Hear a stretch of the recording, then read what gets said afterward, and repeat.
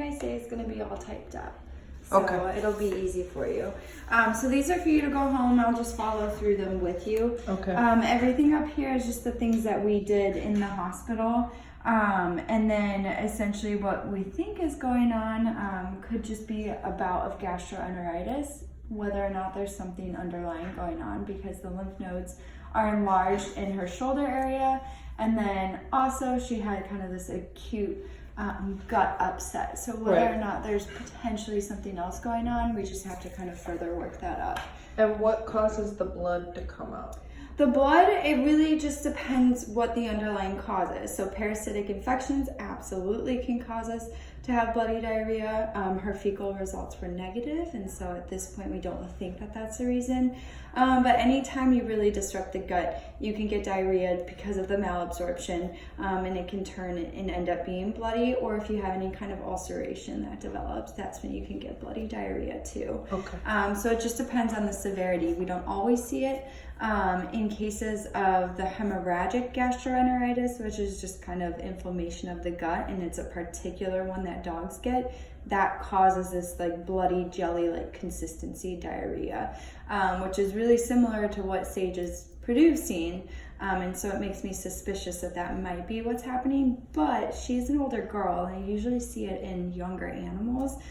And we have these other things going on, like the enlarged lymph nodes, that makes me think maybe there's something underlying. It was an acute onset, meaning that it just kind of happened out of the blue versus like it hasn't been ongoing for a couple weeks or a month. She's otherwise been doing fine, and then all of a sudden this just happened. So it could have been that she just had some kind of dietary indiscretion that caused this inflammation of the gut, or whatever underlying disease caused it to get inflamed.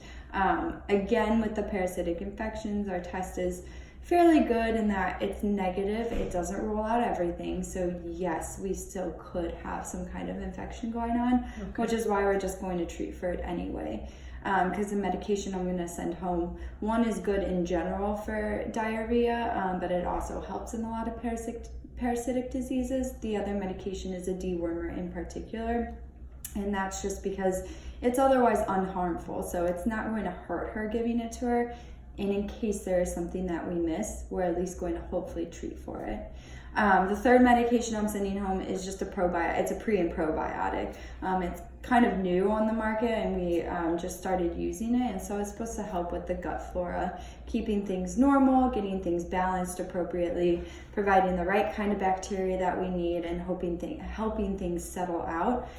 Because a lot of times when like you or I have some kind of GI upset, it can be from something dietary. So whether or not it was the diet induced it, so the probiotics can kind of help settle that out too. And given the fact that we're pointing that as to the reason, the diet, potentially, when we bring her home and we're feeding her, then what should we be giving her so that, and then how do we go from like a chicken and rice to food again? Like how does that work? So I actually have that all written out for you. Okay. So I always say a bland diet, bland meaning something that's super easy on the stomach and the GI tract.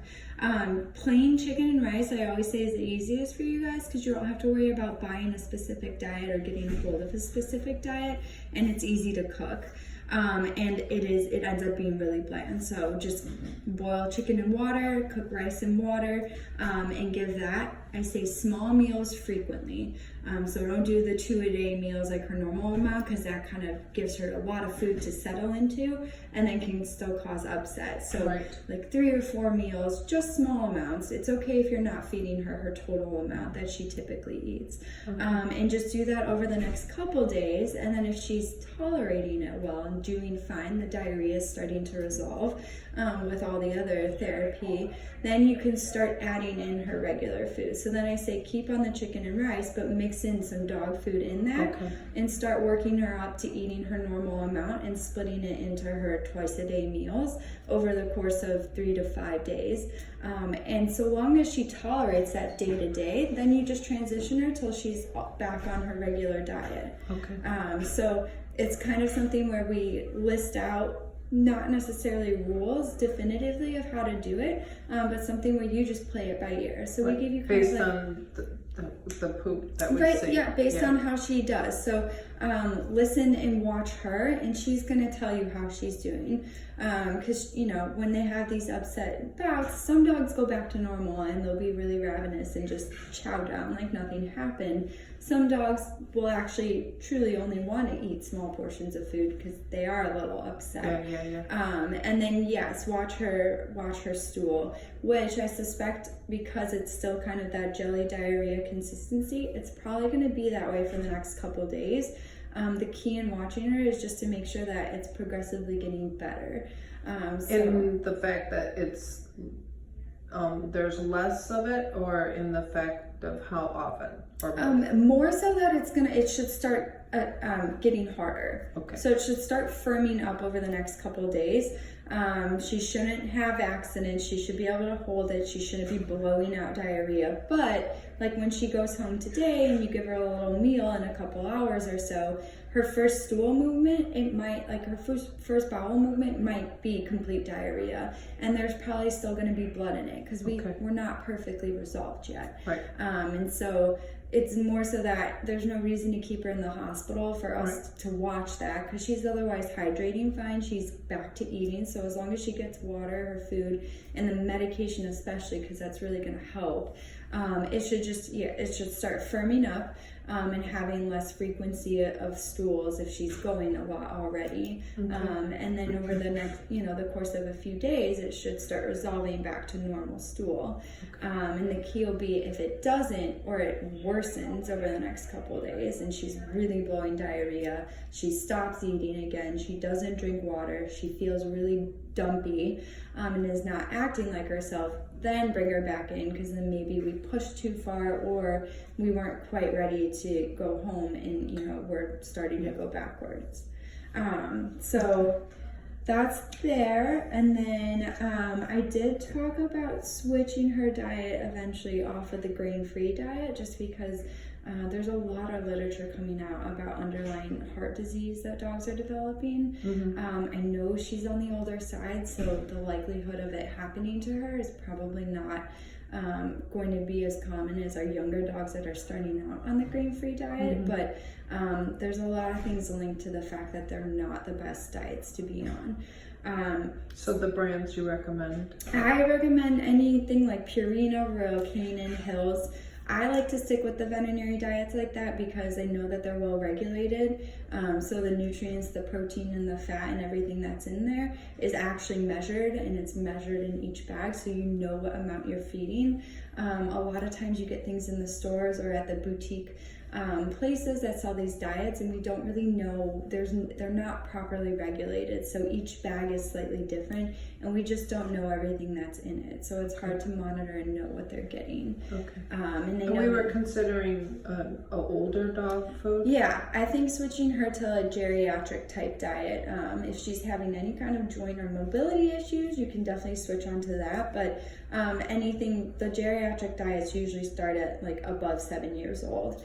If she's otherwise fine, you can keep her just on a maintenance one. If you think that she's having GI problems, and this can all be followed up with your primary vet too. If she's having kind of constant soft stools, or seems like she's becoming finicky with her diet, she can always go on a GI specific diet, which is usually a little bit calmer on the gut too. So it's the vet will carry that food? They either carry it or they can write you a script for it. So a lot of the diets are sold online, like chewy.com. And so we just have to write you a script and you can get it filled online. So your primary vet can do that, absolutely. But don't worry about that right now. I think it's more important to get her feeling good and get her back on at least her normal diet, because then switching her on a brand new diet can cause diarrhea and cause these That's issues what I was too. worried about. That's why I'm asking so many questions.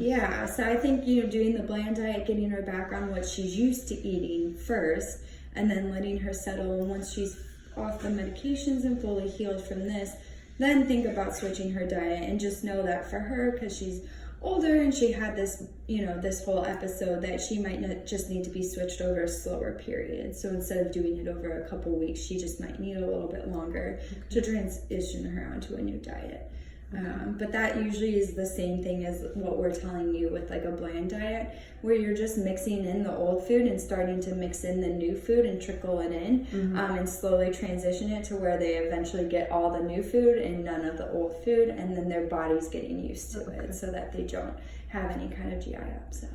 Now, once she goes through all this medicine and she seems that she's back to normal, when should be the next time we take her to the vet for a checkup for that lymph node thing? I think as soon as she's better. I think as soon as she's better, take her back for a checkup. See if those lymph nodes are still enlarged. There's a chance that they could go down and it might have been the GI gut. The GI gut usually doesn't drain to those lymph nodes in particular. So a lot of things drain through our lymph nodes so that we flush things out, and our white blood cells and everything know what they're attacking if there's any kind of infection or inflammation.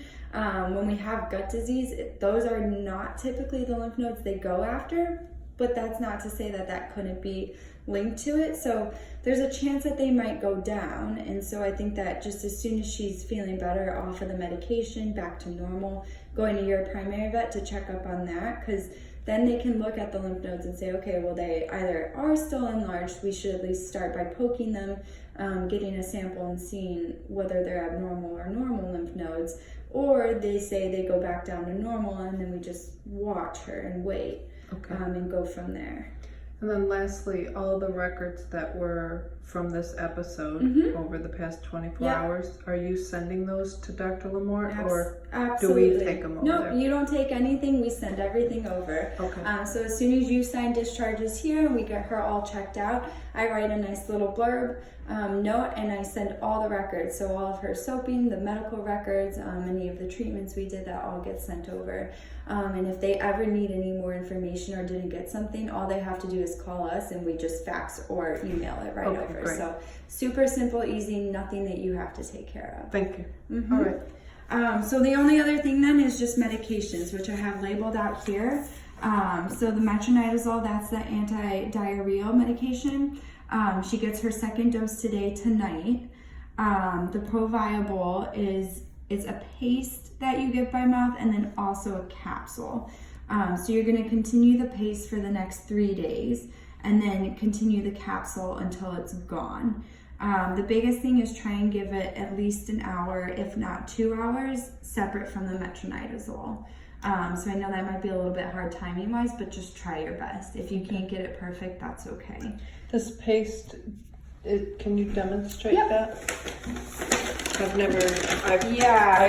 pet sit for a living, and I've never had to give dog. Yeah, it's a new one. It's actually, we give a lot of things like this in the horse form. So it's all in here. This is your marker. So this goes by mils, and she's gonna get 4 mils of it. So you just make this twist like this, or twist like that. So you just line it up to the 4. Okay. And then you take that off, and then you're just gonna squirt it in there. And it's gonna be kind of like a thickish paste. You can just squirt it on the side of her mouth and aim it towards the back, and then hopefully she'll be good and swallow it. Most pets are good, yeah. Yeah. And then these are the capsules. Okay. The same thing? Yeah, they're the same. So this one you're just giving for the next 3 days. And this you're gonna give this once a day and just finish it out until you're done with them. Okay, and then what is that for again? It's just a pre and probiotic, so it's help with the gut flora. Yeah. Do you recommend once we get her back on the food that we get those little packets of like the Fortiflora? Yeah. It's completely up to you. I use it on my dog, kind of on and off intermittently.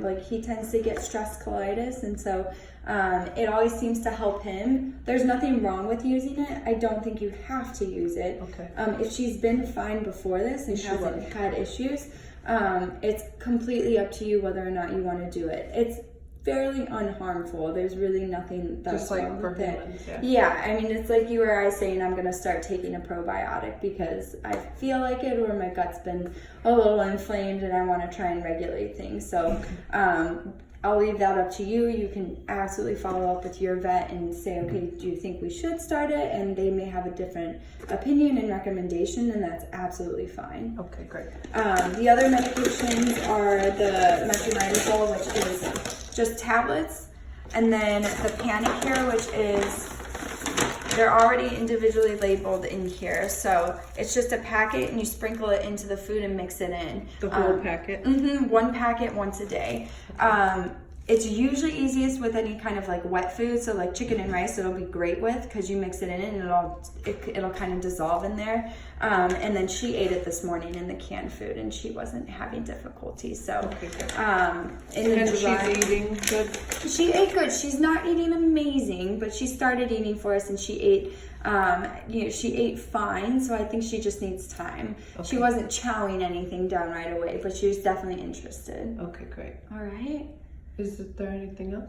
I don't think so. Do you have any other questions? No. Okay. You can always give us a call if you do. We're always here. There's always a doctor on staff. So if you have any questions, you can come in or you can just give us a call and we'll chat with you over the phone. So I should wait out there or she come I'll have you sign this copy. You got all checked out up front, right? Yeah. Okay. So if you just sign that copy.